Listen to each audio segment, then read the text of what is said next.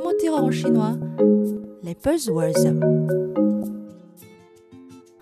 Bonjour à toutes et à tous, bienvenue dans votre cours de chinois hebdomadaire. Comme vous le savez, la mégapole chinoise de Shanghai vient de vivre 2 mois sous cloche pour freiner la résurgence épidémique. 2 semaines après le déconfinement, un nouveau mot circule à Shanghai, 冷宫蔬菜, littéralement traduit par des légumes relégués dans un palais froid. L'expression palais froid, 冷宫, date de l'Antiquité.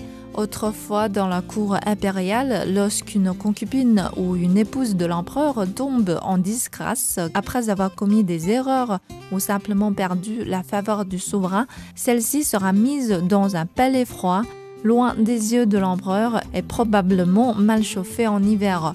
Se trouver dans le palais froid est synonyme d'être abandonné. Récemment, une chaîne de supermarchés shanghaïenne a fait une campagne de promotion des légumes en rangeant la pomme de terre, le chou, le radis, la carotte, la courgette et l'oignon au guichet de 冷宫蔬菜, c'est-à-dire des légumes qui ont perdu la faveur des consommateurs. Une idée qui a vite fait écho car quand les 25 millions d'habitants de Shanghai restaient confinés chez eux, c'était ces légumes faciles à conserver qui ont été les plus consommés.